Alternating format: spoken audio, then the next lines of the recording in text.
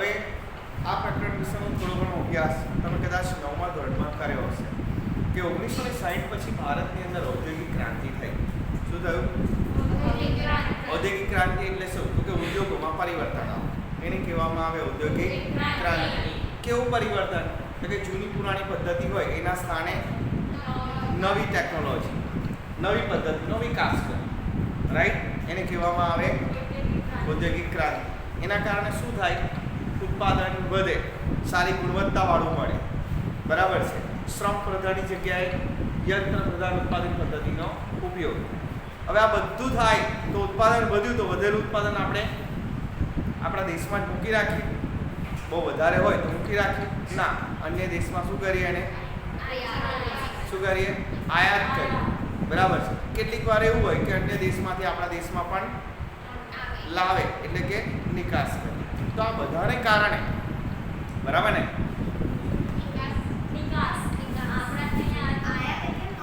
આપણે આયાત એટલે મંગાવો, તો આપણા દેશમાંથી આપણે બીજા દેશમાં મોકલીએ તો નિકાસ કરે. તો આયાત અને નિકાસ આ બંને વસ્તુ આપણને જોવા મળે. Short and sweet. આયાત કોને કહેવાય? નિકાસ કોને કહેવાય? બરાબર છે. તો આપણા દેશમાંથી જ્યારે આપણે બીજા દેશમાં માલ, ચીજ વસ્તુ, સેવા મોકલીએ તો નિકાસ, અને બીજા દેશમાંથી આપણા દેશમાં લાવીએ, મંગાવીએ તો એને કહેવાય આયાત. તો આ બધાને કારણે 3 પ્રકારના ફેરફાર થયા, બરાબર છે. અને આ 3 પ્રકારના ફેરફારમાંથી આપણે આર્થિક ઉદારીકરણ અને વૈશ્વિકીકરણ જેવા 2 મુદ્દાઓનો અભ્યાસ આ પ્રકરણમાં આપણે કરવાનો છે, રાઈટ? તો સૌથી પહેલો પોઈન્ટ જોઈશું આપણે આર્થિક ઉદારીકરણ. ભારતે 1947માં આઝાદી પ્રાપ્ત કરી. ઝડપથી આર્થિક વિકાસ સાધવા માટે આપણી સરકારે આયોજનના માર્ગનો સ્વીકાર કર્યો, બરાબર છે. એક પછી એક પંચવર્ષીય યોજનાઓનો અમલ દ્વારા ઝડપી આર્થિક વિકાસ પ્રાપ્ત કરવાનું કાર્ય હાથ ધર્યું. આ માટે નાણાકીય નીતિ, રાજકોષીય નીતિ અને ઔદ્યોગિક નીતિઓની સમયે સમયે શું કરવામાં આવી? જાહેર. આપણને ખબર છે 1947 પહેલાં આપણે અંગ્રેજોના ગુલામ હતા, બરાબર છે. એ ગુલામીમાંથી જેવી રીતના આપણે બહાર આવ્યા, એટલે કે આપણને આઝાદી મળી, બરાબર છે, ત્યાર પછી આપણા દેશની અંદર ઉદ્યોગોનો વિકાસ કર્યો, બરાબર છે. પછી તો કે રાજકોષીય નીતિ, ઔદ્યોગિક નીતિઓ બધાની દ્વારા દેશના અર્થતંત્રને વિકાસશીલ બનાવો, ઝડપી બનાવો, બરાબર, એ માટેની તાતી જરૂરિયાત ઊભી થઈ. અને પરિણામે, બરાબર, ઘણી બધી આપણે પંચવર્ષીય યોજનાઓ ઘડી, આયોજન કર્યું કે ભાઈ આપણો દેશનો સરસ રીતના શું થાય? વિકાસ થાય, બરાબર છે. અને પરંતુ આ ઘણી બધી યોજનાઓ પૂરી થઈ હોવા છતાં પણ આર્થિક વિકાસ સાધવામાં આપણને આજે પણ સંપૂર્ણ સફળતા મળી નથી. આજે પણ આપણે વિકાસશીલ દેશોમાં, અલ્પવિકસિત દેશોમાં જ આપણો સમાવેશ થાય છે, બરાબર. આજે આપણે વિકસિત દેશોની હરોળમાં પહોંચી શક્યા નથી, બરાબર છે. એટલે આથી સરકારે હવે નિષ્ફળતાના કારણોની તપાસ કરી કે ભાઈ ભૂતકાળમાં જે કંઈ ભૂલો થઈ હોય એ સુધારી અને જુદી જુદી આર્થિક નીતિઓને એક નવો આપવા, બરાબર છે. અને એ અન્વયે 1991ની અંદર ઔદ્યોગિક નીતિમાં આર્થિક વિકાસને પોષક બને તેવા આર્થિક સુધારાઓ અમલમાં મૂક્યા, જેને આપણે ઉદારીકરણ, ખાનગીકરણ અને વૈશ્વિકીકરણ તરીકે ઓળખીએ છીએ. શોર્ટમાં એવું કહી શકીએ કે સરકારે આ બધાનું એક સાદી ભાષામાં વાત કે સરકારે આઝાદી મળ્યા બાદ દેશના વિકાસ કરવા માટે અલગ અલગ પ્રકારની પંચવર્ષીય યોજનાઓ કરી અને આયોજન કર્યું કે આપણે ક્રમબદ્ધ શું કરીએ? વિકાસ કરીએ, બરાબર છે. એ માટે ખેતી ક્ષેત્ર, ઉદ્યોગ ક્ષેત્ર, બરાબર છે, પછી સેવા ક્ષેત્ર, આ બધામાં સરકારે પરિવર્તનો કર્યા.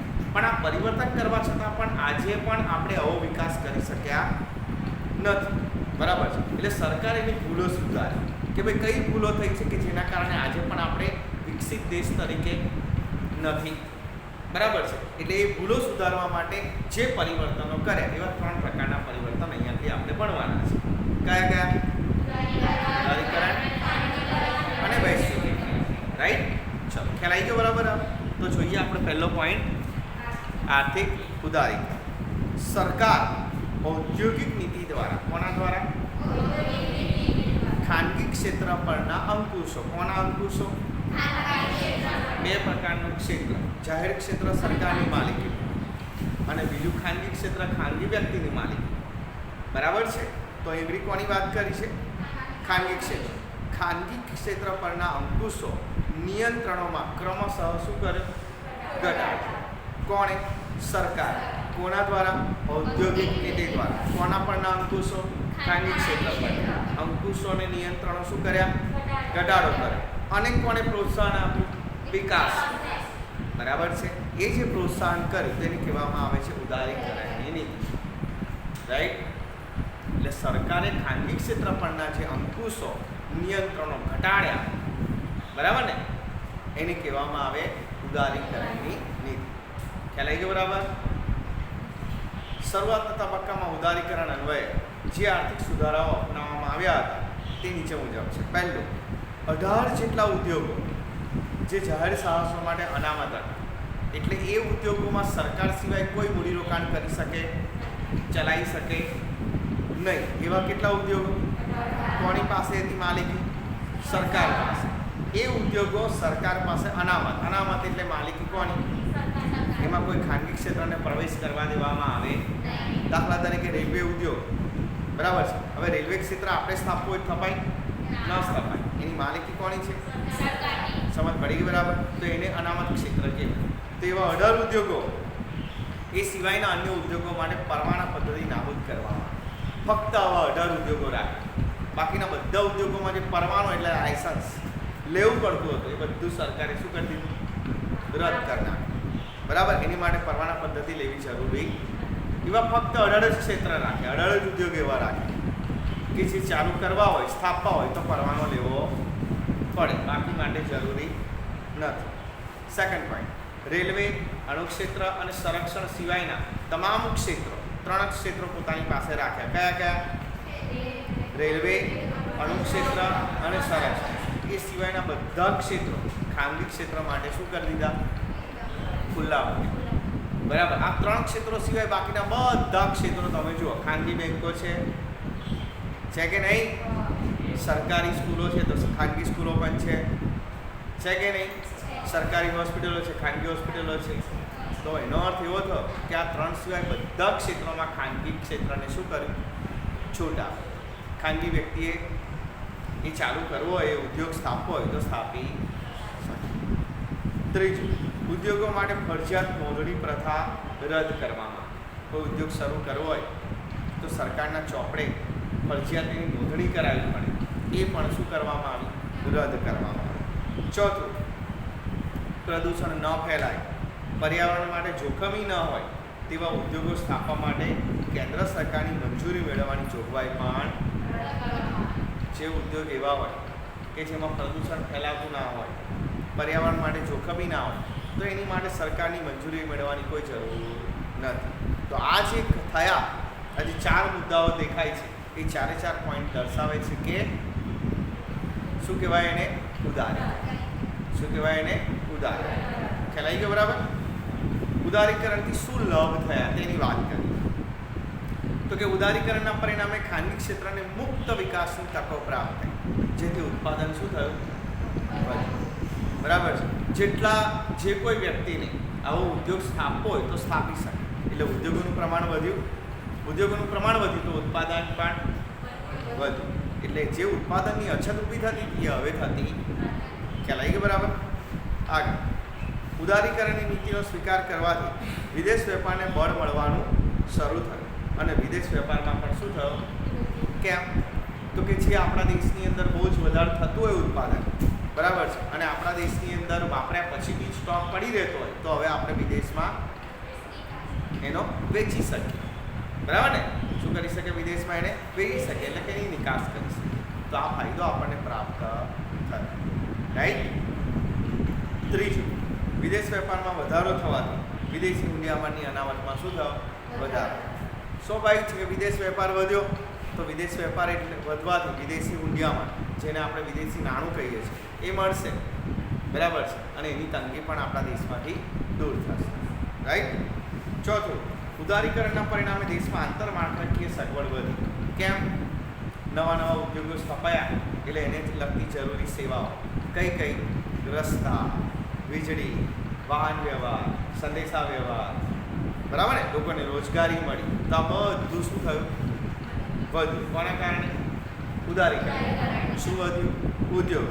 ઉદ્યોગો વધ્યા એટલે ઇન્ફ્રાસ્ટ્રક્ચર પણ વધ્યું. ઇન્ફ્રાસ્ટ્રક્ચર એટલે કે આંતરિક માળખું, બરાબર ને, જે સારું જોવા મળે છે. અત્યારે આપણા દેશની અંદર ખૂણે ખૂણે સારા રસ્તાઓ છે કે નહીં? બરાબર ને, છે જ ને, કેમ નથી? સારા સારા રસ્તાઓ છે, પહેલાં કરતાં તો સારા છે કે નહીં? ધીરે ધીરે જે બહુ અંતરિયાળ ગામ હોય ત્યાં ના હોય યાર, કારણ કે ત્યાં આગળ વિકાસ માટેની તકો જોઈએ, બરાબર છે. પણ તમે જોશો કે સારા રસ્તાઓ આજે પણ સારા છે જ, બરાબર, સારા ગામડાઓમાં છે જ રસ્તાઓ. તમે અંતરિયાળ ગામમાં જાઓ તો આજે એટલા એવા તો રસ્તા છે કે જેના ઉપર કમસે કમ તમે વાહન ચલાવી શકો, રાઈટ? ઉદારીકરણના ગેરલાભ કયા છે? ખાનગી ક્ષેત્ર પરના અંકુશો ઘટવા છતાં ઇજારાશાહીના વલણોમાં ઘટાડો થઈ શક્યો નથી. ઇજારાશાહી એટલે શું? એક જ માલિક, એટલે કે સરકાર દ્વારા આજે પણ કેટલાક એવા ક્ષેત્રો છે કે જેના ઉપર અંકુશ કોનો છે? સરકારની પરમિશન વગર એ કરી શકાય નથી. બીજું, માત્ર ઔદ્યોગિક ક્ષેત્ર પર જ ધ્યાન આપવાથી ભારત કૃષિ ક્ષેત્ર વિકાસમાં શું રહ્યું છે? સરકારે આયોજનમાં બધામાં કોને વધારે મહત્વ આપ્યું? ઉદ્યોગ ક્ષેત્ર. એટલે જે ખેતી ક્ષેત્ર હતું એના ઉપર સરકારે પૂરતું ધ્યાન આપ્યું. તો પછી ખાવા માટે અનાજ તો જોઈએ, એટલા માટે ખેતી ક્ષેત્ર કેવું રહ્યું છે? એટલા માટે આપણે અનાજની કટોકટી અછત ઊભી થાય છે અને એટલે ભાવ વધારે છે. જો એની પર બી પૂરતું ધ્યાન આપ્યું હોત ને તો આજે આપણે આટલો બધો ભાવ ચૂકવવો પડે નહીં.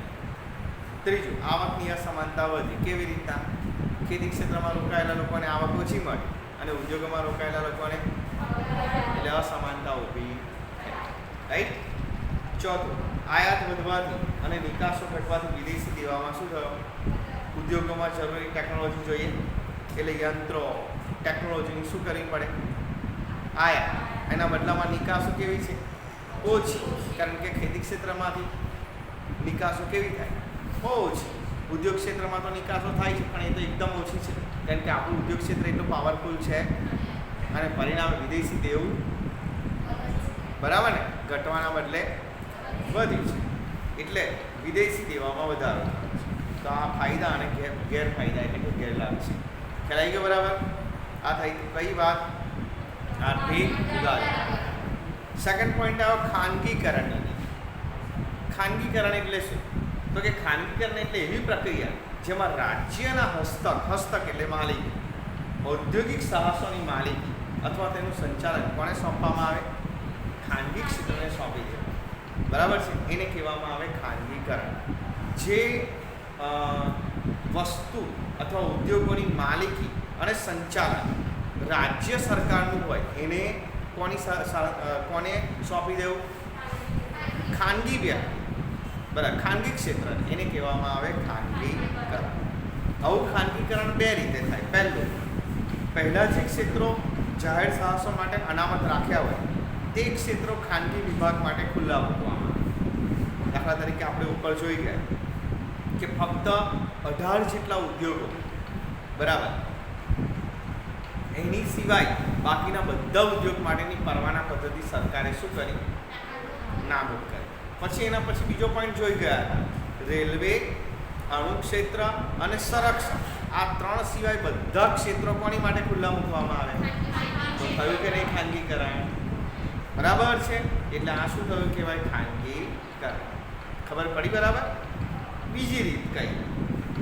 તો કે રાજ્ય હસ્તકની કંપનીઓની માલિકી રાજ્ય પોતાની પાસે રાખે અને સંચાલન કોને સોંપે? ખાનગી. આ બીજી રીત છે ખાનગીકરણ.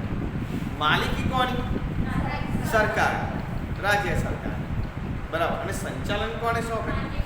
દાખલા તરીકે આપણા વડોદરા શહેરમાં ફરતી વિટકોસ બસો, માલિકી કોની? સરકારની, અને સંચાલન વિટકોસ કંપની કરે. પડી ખબર? પડી ખબર? તો એને કહેવાય, આ પણ એક ખાનગીકરણની પ્રક્રિયા છે. આવા અથવા પાછો બીજો પોઈન્ટ છે, સંચાલન રાજ્ય પોતાની પાસે રાખે અને માલિકી કોને સોંપે? તો આ પણ ત્રીજી રીત થઈ ખાનગીકરણ. ખબર પડી કે? બરાબર. પૂરેપૂરું ખાનગી વ્યક્તિને સોંપો અથવા માલિકી પોતાની પાસે, સંચાલન ખાનગી વ્યક્તિ. એનાથી ઊંધું સંચાલન પોતાની પાસે અને માલિકી કોને સોંપે? ખાનગી. તો આ થઈ ખાનગીકરણની પ્રક્રિયા. ખ્યાલ આવી ગયો બરાબર? નેક્સ્ટ પોઈન્ટ, ખાનગીકરણના લાભો કયા છે એ જોઈએ. પહેલું, ખાનગીકરણની નીતિના કારણે દેશમાં ઉદ્યોગ ક્ષેત્રે ઉત્પાદકીય એકમોની સંખ્યામાં શું થયો? વધારો. કારણ કે જે ઉદ્યોગો પહેલાં સરકાર સ્થાપતી એ હવે ખાનગી ક્ષેત્ર સ્થાપે, તો સ્વાભાવિક છે કે ઉદ્યોગોનું પ્રમાણ વધવાનું છે. બીજું, ખાનગીકરણના પરિણામે મૂડીગત અને વપરાશી વસ્તુઓના ઉત્પાદનમાં શું થયો? હવે મૂડીગત એટલે જે મોટા પાયા પર ઉત્પાદન થતું હોય એવા ઉદ્યોગ, દાખલા તરીકે કાર, બરાબર છે, ઇલેક્ટ્રોનિક્સ આઇટમો, બરાબર છે, જે મોટા ઉદ્યોગો છે કે જે ઉદ્યોગો ધનિક લોકો વધારે ઉપયોગ કરતા એવી વસ્તુઓના ઉદ્યોગ, રાઈટ, એમાં વધારો. પછી વપરાશી વસ્તુઓનું ઉત્પાદનમાં પણ વધારો. વપરાશી વસ્તુ એટલે આપણે બધો વપરાશ કરીએ છીએ ને, ડિમાન્ડમાં વસ્તુ લેવા જઈએ છીએ એ બધી વપરાશી વસ્તુ કહેવાય, બરાબર છે, રોજિંદી જરૂરિયાત. તો એના ઉત્પાદનમાં પણ વધારો. કેમ કે એવી કંપનીઓ પણ તમે જોશો તો ખાનગી ક્ષેત્રમાં જ છે, રાઈટ. ત્રીજું, જાહેર ક્ષેત્રના એકમોનું ખાનગીકરણ થવાથી જાહેર ક્ષેત્રમાં એકમોની કાર્યક્ષમતા શું થઈ? સુધરી. દાખલા તરીકે જ્યારે સિટી બસ વડોદરા શહેરની એનું સંચાલન અને માલિકી સરકાર હસ્તક હતું, ત્યાં સિટી બસના કાચ તૂટેલા, બારીઓના કાચ તૂટેલા, એની સીટો ફાટેલી અને બસો કેવી ખખડધજ. આજે તમે જોશો તો બસોની અંદર FM ચાલતું હશે, બરાબર ને, કાચ બાદ બધું વ્યવસ્થિત છે, સરસ મજાની ગાદીવાળી સીટો છે, બેસવાનું મન થાય, સમજ પડી ને? તો આ શું છે? ખાનગી ક્ષેત્રને કારણે જાહેર ક્ષેત્રની ભૂમિકામાં સુધારો. પડી ખબર? નેક્સ્ટ, ખાનગીકરણના ગેરલાભ કયા થાય? તો કે ખાનગીકરણના પરિણામે આર્થિક સત્તાનું કેન્દ્રીકરણ થયું. સત્તા કોના હાથમાં ગઈ? ખાનગી ક્ષેત્રના, બરાબર. પરિણામે શું ઊભું થાય? ઇજારાશાહી. ઇજારાશાહી એટલે મન ફાવે તેવો ભાવ વસૂલ કરે. સરકાર હોય તો બે વ્યક્તિ બેઠા હોય તો એ બસ લઈ જાય, પણ ખાનગી ક્ષેત્ર પાસે જાય એટલે રિક્ષા ભરાય ત્યારે જ ઉપાડે છે. સમજણ પડી ગઈ? તો આના જેવું છે. એટલે ઇજારાશાહી ઊભી થાય, શોષણ ચાલુ થાય, બરાબર ને? ખાનગી ક્ષેત્ર નફો કરવા માટે સ્થપાયેલું હોય, સરકાર સેવા પૂરી પાડે, પણ ખાનગી ક્ષેત્ર નફો કમાય એટલે એ સારી સેવા આપે તો ખરી, પણ સાથે પૈસા પણ વસૂલ કરે, રાઈટ ને? તમે સરકારી સ્કૂલમાં ભણો અને ખાનગી સ્કૂલમાં ભણો તો બેમાં ફરક શું? ફી ભરવી પડે. સમજ પડી? તો એ પ્રમાણે ફી બી વસૂલ કરે ને. આગળ સેકન્ડ પોઈન્ટ, ખાનગીકરણથી નાના ગૃહ ઉદ્યોગોનો વિકાસ યોગ્ય રીતે થઈ શક્યો નહીં. માત્ર કોને લાભ મળ્યો એનો? મોટા ઉદ્યોગ, નાના ઉદ્યોગને કોઈ ફાયદો થયો નહીં.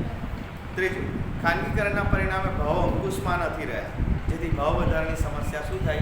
ઊભી થઈ. કારણ કે માલિકી સંચાલન કોના હાથમાં ગયું? ખાનગી ક્ષેત્ર. એટલે ધારે એવો ભાવ વસૂલ કરે, બરાબર ને? એમાં આપણે કશું કરી શકીએ નહીં. સમજો પડી? તો આને કહેવામાં આવે છે ખાનગીકરણ. ત્રીજો પોઈન્ટ છે વૈશ્વિકીકરણ. વૈશ્વિકીકરણ એટલે દેશના અર્થતંત્રને વિશ્વના અર્થતંત્ર સાથે જોડવાની પ્રક્રિયા, એને કહેવાય વૈશ્વિકીકરણ. જેના પરિણામે વસ્તુઓ, સેવાઓ, ટેકનોલોજી, શ્રમનો પ્રવાહ વિશ્વમાં સરળતાથી બધાને એક સરખો પ્રાપ્ત થાય. તમારે અહીંયા ભણીને વિદેશમાં કમાવા જવું હોય અથવા વિદેશમાં ભણીને અહીંયા કમાવા આવવું હોય તો એ બધી છૂટ છે, રાઈટ? તો એને કહેવામાં આવે વૈશ્વિકીકરણ. એટલે બધી જ રીતની વિશ્વ સાથે સાંકળવાની પ્રક્રિયાને વૈશ્વિકીકરણ કહેવાય. વસ્તુઓ હોય, સેવાઓ હોય, ટેકનોલોજી હોય કે શ્રમ, રાઈટ? હવે એમાં વૈશ્વિકીકરણમાં મુખ્યત્વે નીચે મુજબના સુધારાઓ હાથ ધરવામાં આવે. પહેલું, બે દેશો વચ્ચે વેપારના અવરોધો દૂર થાય. કયો અવરોધ હતો? એક દેશને બીજા દેશ સાથે વેપાર કરવો હોય તો સૌથી મોટો અવરોધ કયો? પૈસા. આપણા દેશમાં રૂપિયો ચાલે, પૈસા ચાલે, રૂપિયા ચાલે. અમેરિકામાં જોઈએ તો રૂપિયા ચાલે, શું જોઈએ? ડોલર. તો આમ મુશ્કેલી દૂર કરે. શામાં? વૈશ્વિકીકરણ, રાઈટ? સેકન્ડ પોઈન્ટ, એવી પરિસ્થિતિનું નિર્માણ કરો કે જેથી બે દેશો વચ્ચે મૂડીની હેરફેર સરળતાથી થઈ શકે. રૂપિયાનું ડોલરમાં, ડોલરનું તરત ટ્રાન્સફર થઈ જાય એવી વ્યવસ્થા ઊભી કરી. એટલે વેપાર કરવામાં કોઈ મુશ્કેલી ઊભી થાય નહીં. ત્રીજું, ટેકનોલોજીની હેરફેરના અવરોધો દૂર કરવા. અમેરિકાની ટેકનોલોજી આપણે અપનાવીએ છીએ, આપણી સારી હોય તો એ લોકો પણ અપનાવે, તો અવરોધ પણ દૂર કરી દીધા. વિશ્વના જુદા જુદા દેશો વચ્ચે શ્રમની હેરફેર શું કરી? મુક્ત કરી. એટલે આપણી ત્યાંનો ડૉક્ટર ત્યાં જઈને દવાખાનું ખોલી શકે, ત્યાંનો ડૉક્ટર અહીંયા પણ આવીને દવાખાનું દવાખાનું ખોલી શકે, પ્રેક્ટિસ કરી શકે, ભણી શકે. આ બધા અવરોધો દૂર કરી દીધા. તો એને કહેવામાં આવે વૈશ્વિકીકરણ. વૈશ્વિકીકરણની અસરો શું થઈ? વૈશ્વિકીકરણની ભારતીય અર્થતંત્ર પર મિશ્ર અસર થઈ. કેટલાક લાભો અને ગેરલાભો થયા. પહેલું લાભ, વૈશ્વિકીકરણના પરિણામે દેશમાં વિદેશી મૂડીરોકાણને શું મળ્યું? પ્રોત્સાહન. વિદેશના લોકો ભારતમાં આવીને મૂડીરોકાણ કરવા લાગ્યા, ભારતમાં આવીને કંપની શરૂ કરવા લાગ્યા. વૈશ્વિકીકરણ દ્વારા વિકસિત દેશોમાં ઉત્પન્ન થતી વસ્તુઓ સરળતાથી શું થઈ? આપણે અહીં રહ્યા આપણા દેશમાં રહ્યા ત્યાંની ટેકનોલોજીનો લાભ લઈ શકીએ. રાઈટ. ત્રીજું, વૈશ્વિકીકરણના પરિણામે ભારત જેવા વિકાસશીલ દેશો આંતરરાષ્ટ્રીય હરીફાઈમાં ટકી રહેવાની શક્તિ પ્રાપ્ત કરે છે. હવે જો આપણે પણ વિશ્વને આપણી વસ્તુ સારી પૂરી પાડવી હોય તો આપણે એ હરીફાઈમાં ટકવું પડે. એટલે આપણે સારી ગુણવત્તાવાળી વસ્તુ બનાવતા થયા, બરાબર ને? અને પરિણામે દેશનો વિકાસ થયો કહેવાય. સારું કહેવાય ને? જો આપણે એ દેશ સાથે ટકવું હોય તો આપણે સારી ગુણવત્તાવાળી વસ્તુ બનાવવી પડે. આગળ, ગેરલાભ કયો થયો? વૈશ્વિકીકરણથી ગરીબી અને બેરોજગારીની સમસ્યા હલ કરવામાં ધારી સફળતા ના મળી. કેમ? કારણ કે વૈશ્વિકીકરણ થવાને કારણે યંત્રો, ટેકનોલોજીથી જ ઉત્પાદન થાય, એટલે બેરોજગારીનું પ્રમાણ શું થાય? વધે, કારણ કે લોકોને રોજગારી મળતી નથી. બીજું, વિકાસશીલ દેશોને નિકાસ વૃદ્ધિ દ્વારા જે લાભો મળવા જોઈએ તે પૂરતા પ્રમાણમાં પ્રાપ્ત થઈ શક્યા નહીં. જે દેશો એવા છે વિકાસશીલ છે, એ લોકો પાસે ટેકનોલોજી જ નથી, તો વિશ્વ સાથે સાંકળી શકાય ખરી? એટલે એમને તો ઉલટી ટેકનોલોજી શું કરવી પડી? મંગાવવી પડી. જે પહેલાં દેશમાં બધું ચાલી જતું હતું એ હવે ચાલતું શું કરવા માંડ્યું? જો આપણા દેશની કંપની સારું ઉત્પાદન ના કરે તો આપણે બીજા દેશની વસ્તુ અપનાવી કરીએ છીએ ને આપણે એવું. એટલે સ્વદેશી અપનાવો, બરાબર ને? તમે સાંભળ્યું છે આવું ઘણી બધી. તે આના કારણે શું થયું છે? રાઈટ. વૈશ્વિકીકરણનો લાભ મોટા ઉદ્યોગોને વધારે મળ્યો, જ્યારે નાના ઉદ્યોગોને એનો લાભ ખાસ પ્રાપ્ત થયો નથી. કારણ કે એવા નાના ઉદ્યોગોમાં શ્રમિકો જ કામ કરે, જ્યારે મોટા ઉદ્યોગોમાં ટેકનોલોજીથી, મશીનરીથી કામ કરે, એટલે એને લાભ પ્રાપ્ત થયો નથી. ખ્યાલ આવી ગયો? બરાબર. તો આટલે સુધી આપણે રાખીએ છીએ. રાઈટ.